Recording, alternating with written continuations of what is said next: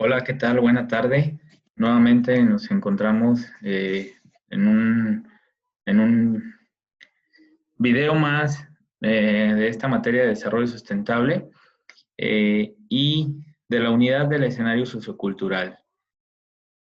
En esta ocasión vamos a comprender un poco más cuáles son los elementos que conforman esta dimensión o este escenario que también forma parte del desarrollo de una sociedad y, por supuesto, del desarrollo sustentable. Primero, comenzaremos hablando o haciendo referencia al término de sociedad, que se ha utilizado indistintamente para referirse a comunidades animales o comunidades humanas, pero existe una diferencia esencial muy importante entre las sociedades animales y las sociedades humanas. Y más allá de su complejidad y de la cuestión del pensamiento, de la evolución, de la inteligencia, existe un rasgo fundamental que es la presencia de cultura como un rasgo distintivo en toda sociedad humana. Y entonces esto es muy importante.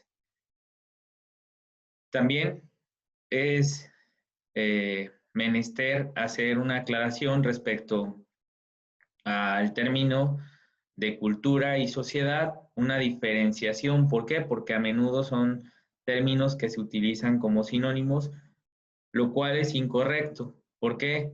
En este sentido,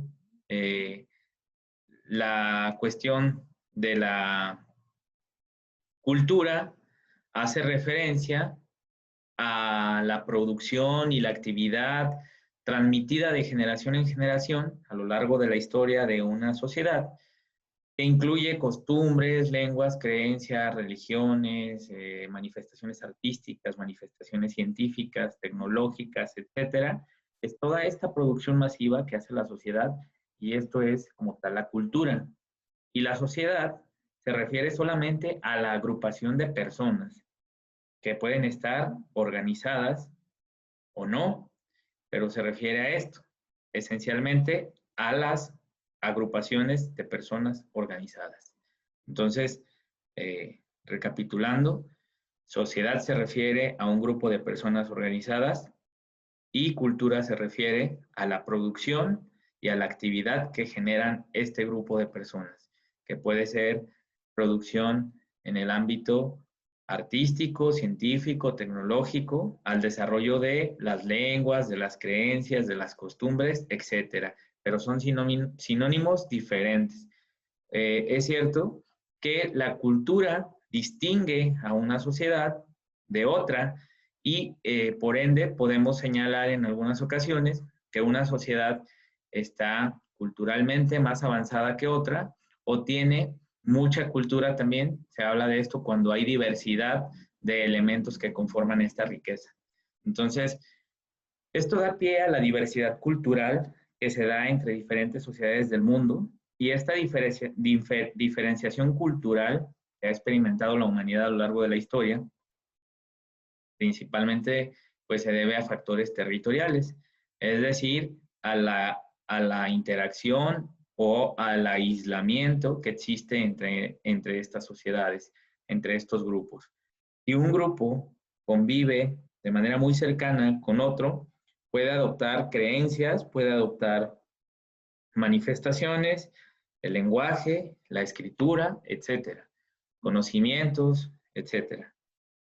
Pero si un grupo, por su condición geográfica, está más aislado, pues la cuestión cultural va a ser un poco menos rica, va a ser un poco más limitada en ese sentido. Entonces, esto obedece también a cuestiones de factores territoriales. Esto es muy importante tomarlo en cuenta y con esta situación ustedes pueden empezar a esto que yo estoy hablando, a conceptualizarlo con ideas y con situaciones que ustedes vean muy cercanas a sus condiciones de vida diaria, ¿no? La relación, por ejemplo, que tiene nuestro país con el país del norte, con Estados Unidos, de repente algunas tradiciones que queremos copiar, que no propiamente forman parte de nuestro bagaje cultural heredado, sino más bien que es una mezcla de algo que queremos traer nuevamente. Podemos traerlo ya a un concepto más local o regional y podemos ver cómo es la interacción entre las diferentes localidades del sur de Jalisco, qué situaciones tienen en común y por qué tienen en común esas situaciones, qué situaciones tienen diferentes y por qué a pesar de estar tan cercanos pueden ser diferentes. Y esto pues, nos lleva a diferentes conclusiones que pues al final de cuentas nos traen a este punto de los factores territoriales, del aislamiento o de la interacción. Las sociedades humanas son estudiadas por distintas disciplinas sociales, principalmente por la sociología, también han sido estudiadas por otras disciplinas como la antropología, la economía, que estudia la administración de los medios económicos, o bien la administración de empresas, que se dedica a el manejo de los recursos humanos de las empresas, de las sociedades o de los recursos económicos de las empresas o de las sociedades. Entonces, hay muchas disciplinas enfocadas al estudio de las sociedades humanas. Por definición, las sociedades humanas son entidades poblacionales y dentro de la población existe una relación entre los sujetos, que son, el sujeto es el habitante y el entorno. Entonces, estas entidades poblacionales se conforman por un sujeto, que es el habitante, y el entorno. Ambos realizan actividades en común y esto es lo que les otorga una identidad propia. De otro modo, toda sociedad puede ser entendida como una cadena de conocimientos entre varios ámbitos, el ámbito político, cultural, deportivo, de entretenimiento, económico. Por esta razón es que en muchas ocasiones podemos escuchar que en algún documento, en algún noticiero, en alguna plática, se refieren a sociedades más evolucionadas o con esta cadena de conocimientos que destacan entre otras sociedades. Hemos escuchado de sociedades muy organizadas, muy disciplinadas, evolucionadas en alguna materia, que puede ser cultural, deportiva, económica, y destacan pues estas sociedades que hablando territorialmente pues las conocemos como países, ¿no? Hablamos de las grandes potencias en la cuestión de este conocimiento económico, de su evolución en sus sistemas económicos y decimos, es que existe este país, haciendo alusión al término de sociedad, que está más evolucionado. Es que existe este país que en las Olimpiadas o en los mundiales pues de esta disciplina deportiva se lleva todas las medallas o siempre gana o siempre es protagonista. Bueno, es que hay una evolución en este sentido. Y así sucesivamente en la cuestión cultural, entretenimiento. Y pues estos rasgos pues nos otorgan un rango, esta cadena de conocimientos nos otorgan un rango de evolución en la sociedad y esto es lo que hace que ciertas sociedades, ciertos países, ciertas regiones geográficas se distingan unas de otros por su evolución.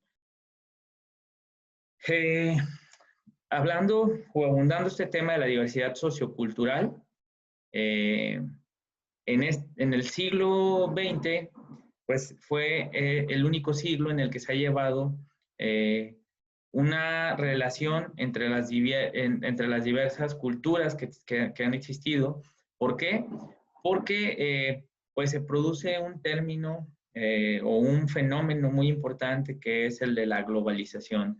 Es decir, se establecen relaciones y conexiones gracias a la facilidad del transporte, de la comunicación, gracias también a las cuestiones digitales. Y entonces se logra una facilidad en este sentido de crear una interconexión entre diferentes países.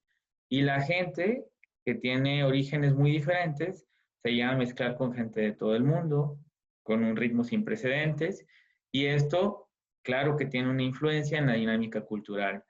y muchas veces pasa desapercibido por muchas razones. Hemos perdido la capacidad de asombro en este sentido, pero podemos darnos cuenta de esta interacción o de esta relación cultural porque ustedes pueden, atrás de un monitor o a través de un monitor, establecer comunicación con otra persona que esté en otra latitud. Y en este sentido, pueden establecer no solo comunicación para intercambiar una cuestión de conocimiento, sino también para realizar alguna situación de transacción económica, de un intercambio de mercancías, de alguna compra.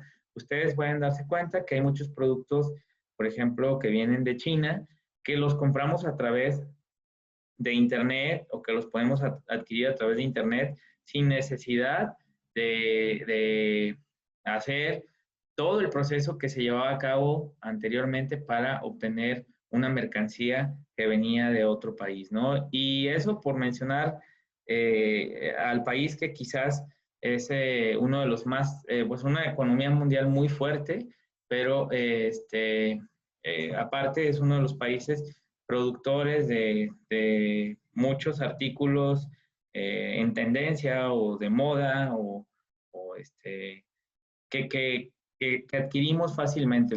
Muchos países producen otras cosas también y tenemos esa interacción, pero bueno, China creo que es un ejemplo muy claro de cómo podemos tener esta interacción y que todos tenemos algo a nivel global, no solamente los mexicanos, a nivel global, otros países también les aseguro que tienen por lo menos un producto que sea de origen chino, ¿no? Entonces, es un país muy fuerte, es una economía mundial de las más fuertes, si no es que en algunos casos ha estado como la primera economía del mundo, y pues siempre hay una situación que nos liga a través de esto. Les digo, esta puerta se abrió en este siglo XX y se ha permitido esta diversidad sociocultural.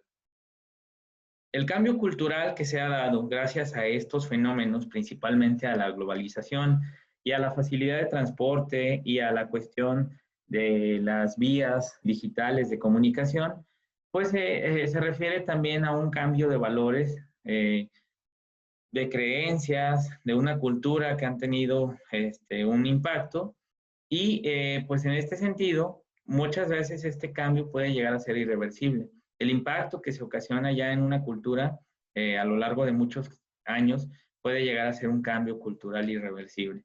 Los cambios culturales pueden ocurrir de manera gradual o rápidamente y dependen mucho de la fuente del cambio. Aquí, ¿por qué pongo una imagen en la presentación de las pirámides? Porque cuando se da la llegada de los españoles o la llegada de los pueblos europeos a América, pues hay un cambio repentino, ese sí fue rápido, cultural. ¿Por qué? Porque hasta antes de la llegada de los españoles, nuestros ancestros, porque tenemos parte de nuestra sangre es de origen indígena y parte de nuestra sangre pues es de origen ya mezclado europeo, español, etcétera. Esta situación se da pues de una manera muy repentina. Cambiamos el esquema y se cambian las creencias. Si ustedes se acuerdan, todos los grupos organizados, la sociedad que había, que tenía ciertos rasgos culturales, una evolución, uno de sus rasgos más importantes es que eran politeístas. Y cuando llegan los españoles se impone la religión y se impone la filosofía del cristianismo y se imponen muchas cuestiones que hacen que ocurra un cambio cultural repentino. En algunas cosas fue muy repentino, en otras cosas tuvo que darse de manera gradual. Nosotros como arquitectos, y ustedes recordarán en la cuestión de análisis crítico de arquitectura y el arte, donde lo hayan visto en el periodo que haya sido, cuando se empiezan a hacer pues templos en México, precisamente para o bajo la orden del reinado y de la corona española y de los reyes católicos, cuesta mucho trabajo para los indígenas, para estas personas entrar a un espacio que está cerrado del cual tienen mucho miedo y se empiezan a crear los atrios en los templos. Estos atrios pues también están como semicerrados, que se le conoce también como capilla de indios. Y esto es para llevar a cabo los rituales religiosos, pero sin que las personas se sintieran tan agredidas, tan pues obligadas a hacer un cambio abrupto en su manera de regirse y de hacer cuestiones que no estaban acostumbrados, ¿no? Entonces, actualmente se están viviendo muchos cambios. Hay una situación muy importante y de aquí parte algo de lo que es el resto de la presentación, donde pues hay una línea muy delgada entre perder los rasgos culturales o los valores culturales que han sido heredados desde nuestros antepasados y empezar a adoptar valores culturales que vienen propiamente de otro lugar y que tienen un significado para otros lugares, para otras naciones y no precisamente para nosotros, ¿no? Entonces, esto es muy importante entenderlo porque sí tiene que ver con el desarrollo sustentable. Cuando nosotros entendemos que las sociedades tienen una forma de ver la vida, de ver el mundo, que a esto se le denomina cosmovisión, cuando somos capaces de entender esto y lo respetamos, podemos decir que somos capaces de hacer arquitectura sustentable. ¿A qué punto voy con esta situación? No podemos llegar e imponer como arquitectos un modelo de vivienda en la Sierra Tarahumara. No podemos llegar e imponer un modelo de vivienda en Chiapas. No podemos llegar e imponer un modelo de vivienda en las costas de Oaxaca, en Guerrero, que sea igual para todas partes de México, o que sea un modelo que viene de Europa y que se va a instalar, o que sea un modelo que viene de Estados Unidos y que se va a instalar para la gente de ahí, y así tienen que vivir. Esto no funciona así. Y esto tiene que ver bastante con la arquitectura y que a veces muchos de los alumnos ven esta materia como de relleno, no alcanzan a comprender el contenido, todo lo que escuchan en las presentaciones les hace ruido, no les hace clic, no logran embonar la importancia de la materia con el tema de la carrera de arquitectura, pero pues es cuestión solamente de abrir los ojos, de ser receptivo al conocimiento, de ser receptivo a este intercambio de conocimiento que estamos haciendo y empezar a sensibilizarse como arquitectos en el desarrollo de su profesión. ¿Por qué? Porque estamos adoptando culturalmente muchas cuestiones que no obedecen a la sociedad ni a las necesidades de la sociedad donde nos dirigimos. Queremos hacer proyectos minimalistas que tienen un origen en algún otro país, que ese país tiene un porqué de hacer las cosas de esa manera. Un ejemplo muy claro es, vean la arquitectura japonesa de este momento, vean los espacios que son increíbles, cómo hacen casas en terrenos de 4 por 6 metros o de 4 por 4, de 2 o 3 niveles, edificios muy limpios, muy pulcros, con acabados a veces aparentes, en ocasiones con algunos detalles. Tiene mucho que ver y lo empiezas a observar y dices, ah, qué padre la arquitectura y me gusta y voy a hacer así mi arquitectura y voy a traer esto acá y lo voy a hacer en Guzmán y lo voy a hacer en Tuxpan y lo voy a hacer en Sayula y lo voy a hacer en San Gabriel y no sé dónde, ¿no? Pero no nos damos cuenta que esa arquitectura obedece a un contexto, primero natural, enseguida social y finalmente económico. Y si no podemos dar esa lectura adecuada a la arquitectura que estamos haciendo, estamos jodidos. ¿Por qué? Porque no se trata solamente de copiar esquemas ni de traer. Yo no digo que no se pueda hacer eso. En mi ejercicio profesional yo busco la simplicidad, yo busco también esa cuestión que muchos le llaman minimalismo, pero con un fundamento. No solamente lo hago por copiar modelos, y eso es lo que yo quiero dejar en ustedes, crear una conciencia, y quienes pues ya han tomado anteriormente clases conmigo saben que me gusta que la conciencia despierte y que ustedes empiecen a trabajar qué es lo que quieren y que empiecen a hacer una filosofía de vida profesional como arquitectos, que es parte en la que yo en este momento soy también una pieza más de esta historia que ustedes están creando y soy un guía en este proceso de formación y por eso me interesa cambiar el pensamiento y cambiar alguna idea que de repente puede ser equivocada, de copiar, de decir, es que esto se está haciendo, es que esto es tendencia, no. Y nos detenemos en este punto de decir el cambio cultural porque necesitamos saber hacia dónde va y qué necesidades son las que tiene que responder nuestra arquitectura. Entonces, ojalá que hagamos ese clic, ojalá que analicemos bien lo que estamos haciendo y que respondamos siempre al contexto natural, al contexto social y al contexto económico. Y respondiendo a eso, vamos a ser exitosos. No le hace que no salgamos en las revistas, no importa que no nos hagan entrevistas en televisión, no importa que no estemos en el trending topic de las estrellas de arquitectura, ni ganemos los Pritzker, ni hagamos todo eso. Si alguien lo llega a hacer, qué bueno.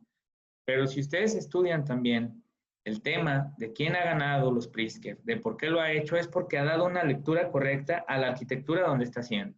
Vean los últimos 5 ganadores del Pritzker y en ese sentido se podrán dar cuenta de que esos ganadores del Pritzker pues son personas que han sabido responder a la arquitectura que necesita su contexto. En ese caso, ustedes pueden darse cuenta que estos arquitectos le han dado una lectura adecuada a esta situación. Yo les digo, los invito a que vean los últimos 5 ganadores. A mí me gusta mucho precisamente Arata Isozaki o Valkrina Doshi. Y por aquí, no sé si en esta materia hay, ya quien estuvo, hicimos por ahí alguna vez un ejercicio donde tratábamos de nosotros entrar en la filosofía del pensamiento de algún arquitecto para comprender y hacer algo relacionado. Esta vez ustedes siguen creando su filosofía profesional, pero desde la perspectiva del desarrollo sustentable. Y me gusta mucho la arquitectura de Valkrina Doshi porque es un arquitecto que logra dar una lectura adecuada a su contexto, ¿no? Los japoneses, y está Arata Isozaki, dentro de esos últimos 5 ganadores del Pritzker, que también da una lectura adecuada. ¿Por qué la arquitectura de los japoneses es así en ese sentido? Muy pulcra, muy simple, porque culturalmente Japón, ¿qué es? Una isla. ¿De qué está rodeado? Pues del mar. Es prácticamente, sus colindancias son con el mar, con el agua. Era una porción de tierra, no tenían nada. Alguna vez escuché una pequeña historia que después de los bombazos de Hiroshima y Nagasaki, Japón no era nada, estaba perdido y hoy es una potencia mundial. Pero es una potencia mundial en educación, culturalmente y tecnológicamente. No en otras cuestiones bélicas, no en otras cuestiones. Es una potencia mundial en un cambio cultural que hubo a través de un suceso que también les dio un fenómeno de cambiar de manera rápida, de manera repentina. ¿Por qué? Y esa historia decía que se preguntaron los japoneses qué era lo que tenían y dijeron que no tenían nada de riqueza natural porque estaban en una isla que no les daba muchas oportunidades como a México, que tenemos montaña, que tenemos playa, que tenemos no sé qué, una riqueza natural muy importante, ellos no la tenían y tenían una sobrepoblación, ¿no? Entonces empiezan a diseñar un esquema de evolución cultural donde la arma más importante es la educación y es así como salen adelante y se genera un cambio cultural donde muchos países quisiéramos estar hoy a la altura de Japón. Por lo menos yo, en la visión de país como México, si dijera que quisiera estar como país, como sociedad, a la altura de ese país, de Japón, de esa sociedad que evolucionó a partir de lo que tenía, de dar una lectura a su contexto. Y México tiene muchas riquezas culturales, tiene una riqueza natural importante, que es a la primera pieza a la que le tenemos que dar lectura. Luego el segundo filtro en lo social, la gente de México es muy cálida, hay valores muy importantes en la sociedad, todavía en la familia, sin meternos a los esquemas de si es la familia tradicional o no la familia tradicional, en general, la familia tiene pues esa, esa presencia y es una institución respetada en la cual se transmiten valores, se transmiten muchos conocimientos y muchas actitudes que hacen que la gente sea valiosa en esta sociedad. Y finalmente, en lo económico, quizás no tenemos muchas oportunidades comparándonos con otras sociedades, pero podemos sacarle mucho valor o provecho a lo que tenemos, ¿no? Entonces, a esto se refiere el cambio cultural. Y ya les puse varios ejemplos, ya les expliqué de dónde surge la imagen que tengo por ahí en la presentación, por qué la puse, y qué es lo que quiero que ustedes también generen en este sentido, como personas que ya están dentro de una sociedad, que empiecen a generar este cambio cultural. Los antropólogos destacan a la innovación como uno de los más grandes determinantes de los cambios culturales. Esto es muy importante para ustedes como arquitectos. Tienen que innovar. La innovación puede ser en forma de una nueva tecnología, puede ser en una nueva práctica o un nuevo principio que influye en cómo los miembros de la sociedad conducen sus vidas. Entonces tienen que ser innovadores, tienen que ser arquitectos que hagan que las sociedades sean mejores. En los últimos años, el concepto de pluralidad cultural ha surgido para luchar contra la pérdida de cultura. Es una propuesta que tiene como brazo central fomentar un abrazo a la diversidad cultural en lugar de impulsar una creación de una cultura global. ¿Qué quiere decir esto? Lo que ya anteriormente les mencionaba. Reconocer la cultura de cada lugar, de cada localidad, incluso sea de cada pueblo, porque yendo un poco más a lo local, en la región sur de Jalisco existen diferentes localidades, Tuxpan, Sayula, San Gabriel, Ciudad Guzmán, etcétera.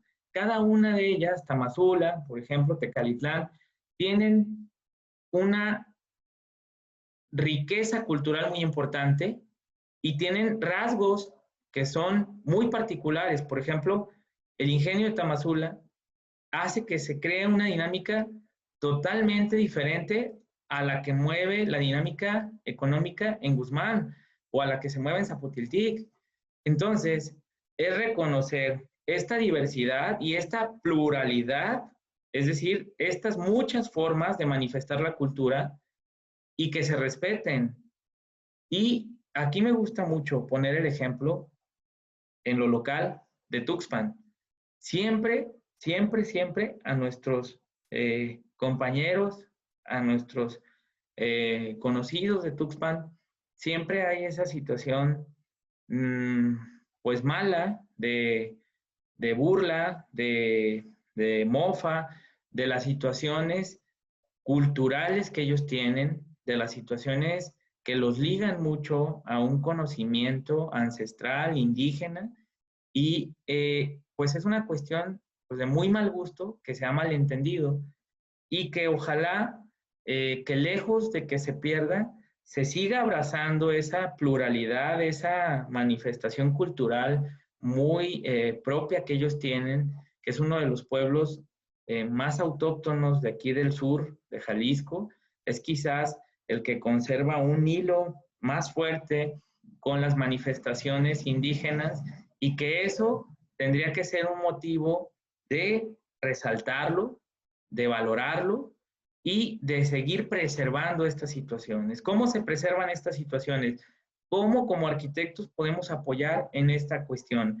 Pues es bien fácil, dotando de proyectos y de ideas que no atenten contra las prácticas culturales de estas localidades. Es decir, se me ocurre una idea, se puede hacer un jardín botánico y un centro ahí, un complejo donde se pueda transmitir el conocimiento de la medicina, de la medicina natural, de la medicina en este sentido, de origen natural, de la que se hacen los remedios con las plantas directamente, de las técnicas naturales para la cura de enfermedades, etc. Se hace un jardín botánico como arquitectos donde se pues siembran distintas plantas que tengan propiedades curativas, pero se hace una explicación, se dice para qué sirven, cómo se tiene que hacer. Eso es preservar la cuestión cultural. Tuxpan, Ciudad Guzmán, San Andrés, tienen prácticas similares respecto a las manifestaciones de tradiciones, de costumbres, como el tema de las danzas. Y yo escucho en muchas ocasiones, cuando hay festividades, de mucha gente que empieza a llegar de fuera aquí a vivir a nuestra ciudad, que le molesta el tema de los ensayos, de las danzas, que le molesta el tema que se cierran las calles, que le molesta el tema de las festividades, que le molesta esta. Entonces, yo me pregunto, ¿quién es el intruso en esta cuestión de la opinión o de la crítica cultural, de la manifestación de esta tradición? ¿Quién es el intruso? ¿Quién llega de fuera y quiere que esto se borre y no quiere verse molestado y quiere seguir en su carro? Y que es una situación cultural, es una situación que se da, es como si de repente renegáramos porque en algunos pueblos se da todavía la cultura de velar a los difuntos y de cerrar la calle. Y como si de repente eso nos molestara y decimos, es que se impide la movilidad, es que es cierto. Sí, estoy de acuerdo que tienen que haber estrategias o crearse estrategias para que no se vuelva un caos, porque la ciudad crece y se va volviendo un caos. Estoy de acuerdo que aquí en Ciudad Guzmán, cuando se hace la manifestación de la fiesta, que es muy importante y que tiene que ver con la cultura y la tradición de esta sociedad guzmanense, pues tiene que haber estrategias que las tenga que dictar el gobierno o los entes encargados para que la movilidad no se detenga, para que a quien no esté de acuerdo en esas manifestaciones, pero la respete, pues tenga oportunidad de transitar por otro lado, etcétera. Estoy totalmente de acuerdo con eso, pero lo que no comparto es que se quiera borrar, que de repente se diga esta tradición no va, esto así, así, o cuando se imponen situaciones de decir, este modelo de vivienda para los indígenas que viven en la Sierra Tarahumara, pero ¿por qué les quieres imponer un modelo de vivienda con ladrillo y con tabique y con no sé qué cuando ellos viven en otro tipo de vivienda que si vas a intervenir sea para mejorar, pero no sea para dar en el traste ni para imponer una situación, ¿no? Entonces, esta situación es la que no se ha entendido y en los últimos años se ha trabajado en un concepto de pluralidad cultural que surge para luchar contra la pérdida de cultura y que se contrapone a decir que todo el mundo, a nivel mundial, que todos tengamos una cultura global, porque eso no es posible. Y es como si pidiéramos que todas las familias o que todos los núcleos o que todas las personas fuéramos iguales, ¿no? Entonces, eso no es posible. Hablar de diversidad sociocultural remite al concepto de alteridad, que es del otro y de nosotros, o en relación del otro hacia nosotros. En este sentido, la diversidad también se plantea como diferencia y es el objeto a partir del cual se constituye la antropología como una disciplina científica. La diversidad es diferencia y a partir de este concepto se constituye la antropología como disciplina científica.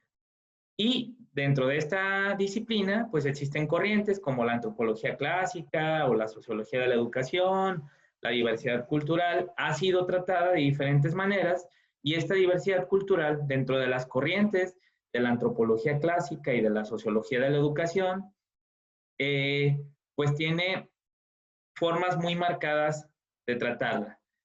Una es que para el evolucionismo, que es una de estas corrientes o de esta manera de tratar esta diversidad cultural, solo existe un único modelo de civilización o un progreso representado por la sociedad europea occidental. Es decir, para los evolucionistas, todos tenemos que seguir el modelo de Europa occidental, de Europa occidental. Esta es una manera de tratarlo. Otra manera es el funcionalismo y el culturalismo que se da a principios del siglo XX, que han tratado de explicar este problema de la diversidad o este fenómeno de la diversidad a través de un relativismo cultural o de un respeto por las culturas, cuyo objetivo más importante es eliminar el etnocentrismo proveniente de las teorías evolucionistas. Es decir, esta otra teoría se contrapone a la primera.